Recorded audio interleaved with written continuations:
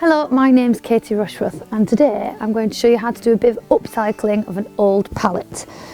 Now this is a really effective way to create a green wall. Green walls are really popular at the moment, and no matter how small your garden is, even if you have a tiny balcony, this will work really well. It takes up no floor space, it just goes up.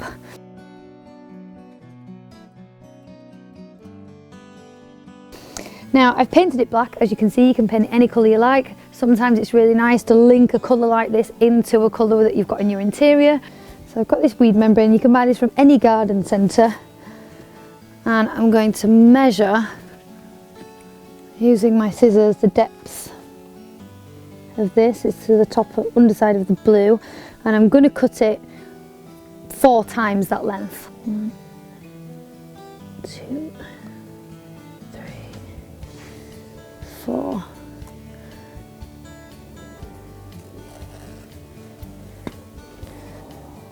Now I'm going to measure the length. You want a little extra than the actual opening because that's going to create the side. So that's okay there.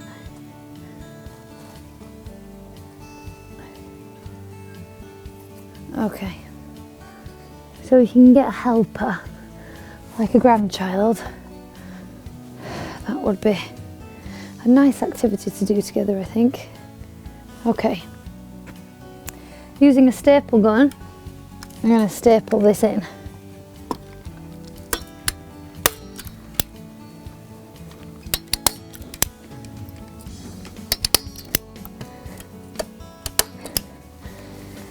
I think we're just about there. So they've all got this little kind of weed membrane trough within them, and I've got lots of lovely plants that I'm going to pop in the top. Now because these are only small, usually when you're planting a container you would put your compost in and then put your plants in. But actually what I'm going to do is put my plants in and then tuck my compost in and around, because these are only shallow pots. So what I'm going to do is I'm going to place them first in the containers to make sure they look really nice before I commit to planting them. Now I've got lots of lovely things in here. There are lots of evergreens and lots of things for colour throughout the year. This is a hellebore and it has lovely white flowers which kind of nod, and these flower in January, February and March, so when there's not much else going on in the garden these will look really pretty. So I think I'm going to put that there, so when you come out of the back door you will see its pretty flowers. And to contrast against the black, I've got some really vibrant pink going in. I think I'll put one of those on each level. Maybe put that one on that side. I've got lots of small shrubs going in here as well, like this little euonymus. It will eventually get far too big for this, but when it does, you can simply dig it out and put it in the garden. It will be perfectly happy growing in the garden. This is a muehlenbeckia. It's a really nice plant for hanging baskets. It's a little bit more modern, I would say, than an ivy. So I'm going to put some of those in because that will trail really nicely. Now this planter is in quite a bit of shade, so everything in here will grow quite happily in the shade. I think another heather. I love heathers. You can get spring and summer flowering heathers or autumn winter flowering heathers. So if you plant different ones together, you're guaranteed to constantly have one of them in flower, which is really nice. They also remind me of home in Yorkshire, so I like to plant them wherever I can.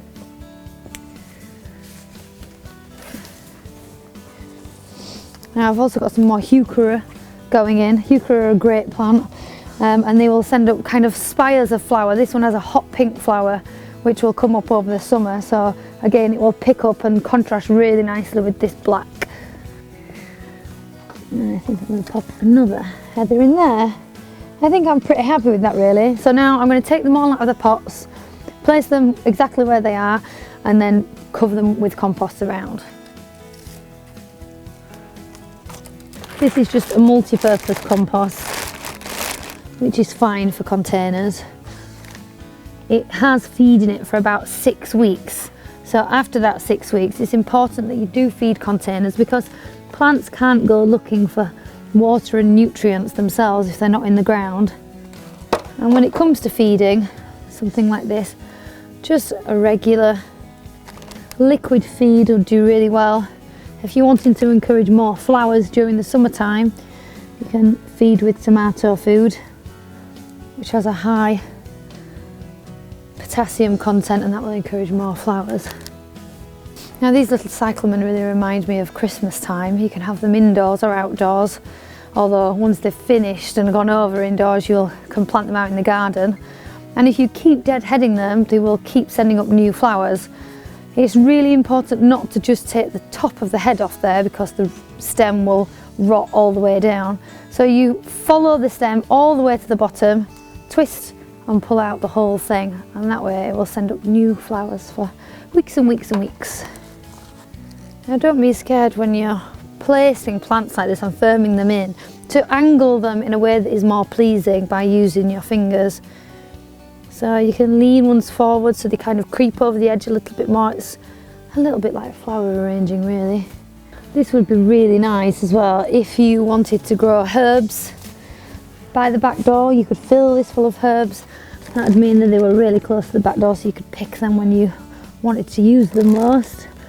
You could even grow lettuce leaves in here, so cut and come again lettuce would survive perfectly in these shallow trays.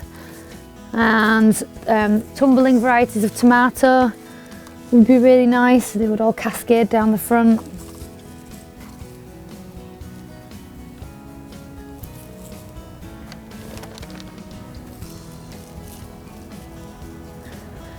Now this is a tiny euphorbia called Baby Charm.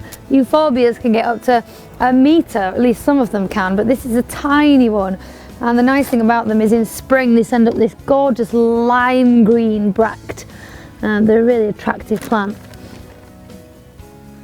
I love this stuff, how it looks instantly effective. It really softens hard edges, and it looks like it's been in there a long time.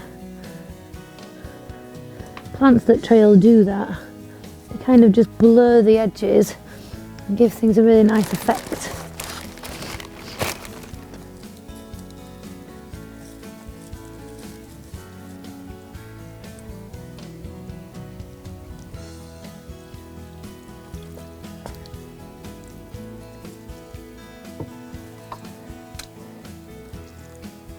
And there we have it, an old pallet, which was actually only fit for the skip, has been transformed into something, well, I think that's really rather beautiful.